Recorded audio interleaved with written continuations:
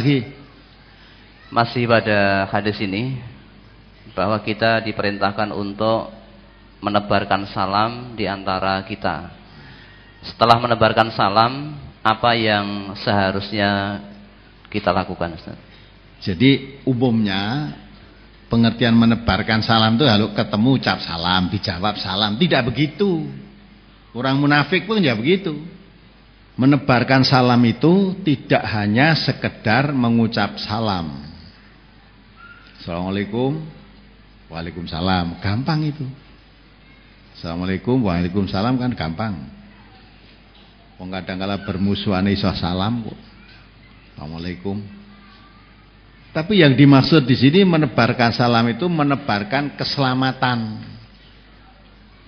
Ya, assalamualaikum itu doa. Assalamualaikum warahmatullahi wabarakatuh. Semoga Allah memberikan keselamatan kamu dan rahmat dan berkahnya. Kamu jawab waalaikumsalam, sama. Mudah-mudahan kamu juga selamat, dapat rahmat dari Allah dan berkahnya. Nah, sehingga antara yang memberi salam dan yang diberi salam sama-sama menjaga keselamatan. Kalau saya mendoakan assalamualaikum, mudah-mudahan kamu selamat, jangan sampai orang itu tidak selamat karena perbuatan saya. Jangan sampai saya berbuat sesuatu yang mengakibatkan orang itu tidak selamat. Pertama. Yang kedua, jangan sampai kalau saya tahu orang itu melakukan perbuatan yang tidak menyelamatkan dirinya, saya diamkan saja. Maka itu orang Islam tawasau bil haq tadi. Kalau saya tahu perbuatanmu itu membawa perbuatan maksiat, saya berkewajiban mengingatkan, meluruskan, menegur. Karena saya tidak suka kalau kamu tidak selamat. Begitu juga kamu yang saya beri salam tadi, imbal baliknya ya begitu. Kalau kamu tahu saya melakukan perbuatan tidak selamat, berkewajiban mengingatkan, menyelamatkan. Ya. Demikian juga kalau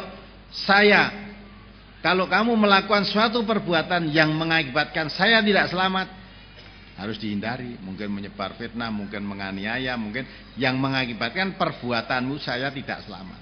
Lah kalau tebarkan salam sesama muslim seperti itu, tidak ada dunia perang sesama muslim, tidak ada benci-bencian, ya, tidak ada permusuhan sesama muslim, ya. Adanya al muslimu akhul muslim, persaudaraan, ya. Sampai di dalam Islam itu kalau kamu diperbuat jelek, balas dengan kebaikan.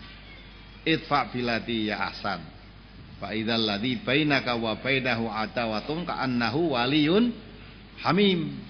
Kalau kamu diperbuat tidak baik, balas dengan kebaikan. Sehingga kalau tadinya orang memusuhi kamu karena kamu diperbuat jelek, tapi kamu balas kebaikan, mudah-mudahan menjadi sahabat yang setia. Itu indahnya Islam begitu. Maka tidak suka kalau ada orang Islam kok tidak selamat. Dengan begitu saya tidak akan berbuat sesuatu yang tidak menyelamatkan saudara saya.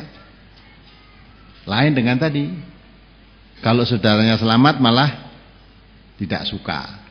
Kalau saudaranya kena musibah malah bergembira karenanya. Itu munafik. Walaupun dia mengatakan Islam, tapi yang dipakai itu sifat munafik. Gitu kan? Nah, yang begitu itulah, maka tebarkan salam ini tidak sekedar kalau ketemu assalamualaikum, nah kemudian apa itu dijawab dengan waalaikumsalam, tidak sekedar itu. Salam artinya menjaga keselamatan. Masuk assalamualaikum waalaikumsalam bareng mungkur, orang itu punya hutang dengan saya sudah lama enggak nyaur, mau saya polisikan, lah kok tidak ngomong langsung tadi gitu. Nah berarti kamu tidak menjaga selamat. Bisa jadi tidak nyaur-nyaur itu karena dia lupa. Lah kalau kamu menagih kan mengingatkan namanya. Mengapa kamu membiarkan saudaramu zalim tidak membayar hutang? Bisa juga tidak membayar hutang tadi karena lupa. Andai kata kamu terus terang ketemu tadi, nanyakan kan mungkin dia ingat. Nah, kok dibiarkan? Nah, berarti kamu membiarkan saudaramu tidak selamat. Maka kalau assalamualaikum itu harus diingatkan. Tidak suka menggunjing saudaranya. Ngerasani elek itu enggak suka, karena Allah mengatakan menggunjing saudaranya itu seperti makan bangkai saudaranya yang sudah mati. Mengapa kamu makan? Mengapa tidak kamu merasa jijik? Kata Allah begitu. Nah, coba dibaca surat Mujadalah tadi ya. Surat Al-Mujadalah ayat 8. Alam taro ilal ladzina nuhu 'anil najwa summa ya'uduna lima nuhu anhu wa yatanajawna bil ismi wal 'udwani wa ma'siyatir rasul wa idza ja'uka hayyuka bima lam yuhayyika bihillah wa yaquluna fi anfusihim laula yu'adzibunallahu bima naqul hasbuhum jahannam yaslaunaha wa bi'sal masir. Apakah tiada kamu perhatikan orang-orang yang telah dilarang mengadakan pembicaraan rahasia, kemudian mereka kembali mengerjakan larangan itu, dan mereka mengadakan pembicaraan rahasia untuk berbuat dosa, permusuhan dan durhaka kepada Rasul. Ya, itu ya. Jadi pembicaraan rahasia itu maksudnya pembicaraan diam-diam membicarakan tentang aib, membicarakan tentang usaha menyalahi atau menyelisih, mengkhianati apa yang ditentukan oleh Rasulullah, tetapi tidak semata-mata, tidak terang-terangan. Jadi sebetulnya kalau di hadapan Rasulullah tampakkan taat, tapi sebetulnya di belakang dia itu ingin berbuat khianat. Maka secara rahasia itu maksudnya diam-diam diadakan pembicaraan untuk menyelisih apa yang menjadi putusan Rasulullah tadi. Tetapi anehnya, terus dibaca. Dan apabila mereka datang kepadamu, mereka mengucapkan salam kepadamu dengan memberi salam yang bukan sebagaimana yang ditentukan Allah untukmu. Ya. Kalau dia datang kepadamu juga mengucap salam.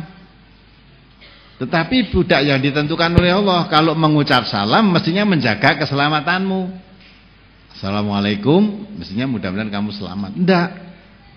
Ini kalau ketemu minta salam, tapi di belakangmu dia mengatur siasat untuk menyelisihimu, untuk berbuat maksiat, ya, untuk membuat rekayasa, menghalangi kemajuan dakwah Islam, menghalangi apa yang disampaikan oleh Nabi. Mau orang munafik itu luar biasa pokoknya. Ngakunya Islam, tuh.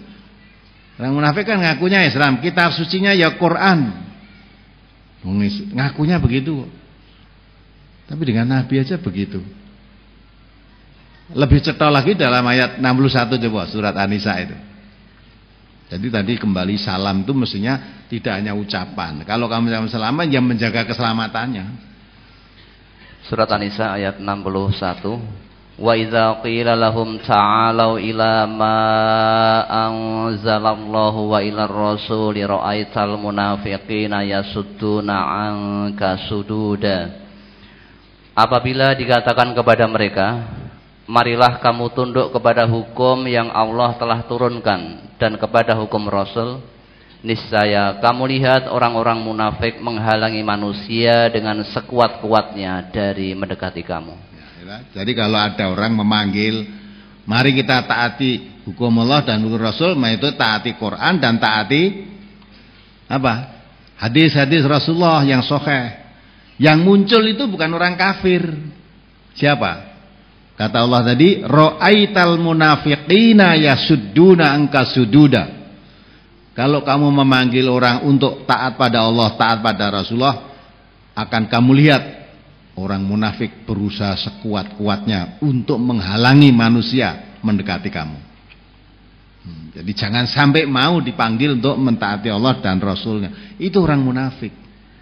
Kalau orang kafir itu ya, misalnya orang diajak ngaji taat pada taat Rasul kok menghalangi, mesti kita bisa marah, kamu kafir, sholat saja tidak, ya pantas kamu. Karena orang ini orang munafik itu ya kadang-kala ya sholat, kadang-kala ya khutbah malah, kadang-kala ya itu ya mengaku dirinya Islam, tapi kalau diajak taat pada Allah taat Rasul malah dia menghalangi. Kata Allah, ini bukan kata saya. Nanti diresap-resapkan surat An-Nisa ayat 61 itu. Jadi jangan kamu lihat orang kafir menghalangi, tidak. Orang kafir enggak. Orang kafir itu malah kamu salat karmu, salat karmu malah gitu. Orang gagah salat. Enggak pernah orang. Apa meneh ngalangi pengajian orang kafir enggak pernah. Udah apa tadi ngelumpuk ngaji. Oh, ngaji to wong Islam tok begitu. Islam dan ngaji. Ben kono ngaji kita judi wae ora apa-apa lah. Dan karena butuh dhewe-dhewe kok itu. Nah. Tapi kalau misalnya dia berani menghalangi, tahu dia orang kafir kita, langsung mesti membantah itu, oh, kamu orang kafir. Pantes ora seneng karo wong ngaji, ning malah meneng wae dhek ndak pernah ngalangi. Nah, yang menghalang-halangi itu kata Allah itu orang munafik. Orang munafik itu orang yang bajunya Islam, hatinya kafir. Maka Allah mengatakan wa minan nasi may yaqulu amanna billah wa bil yaumil akhir wa ma hum bimumin. Dan sementara orang mengatakan beriman pada Allah dan hari akhir, padahal sebetulnya mereka itu bukan orang yang beriman. Wa idza laqul ladina qalu amanna wa idza khalau ila sayatinihim qalu inna ma'akum innama nahnu mustahziun. Kalau bertemu orang-orang beriman mengatakan saya beriman. Tapi nanti kalau ketemu setan-setannya dia mengatakan inna ma'akum, saya seperti kamu. Innama nahnu mustahziun. Adapun saya sering ikut di pengajian tadi saya hanya memperolok-olok, maksudnya pura-pura. Tidak sungguhan. Nek dibedah dadaku itu podo karo kowe gitu. Podo kafire gitu loh. Itu maksudnya ayat.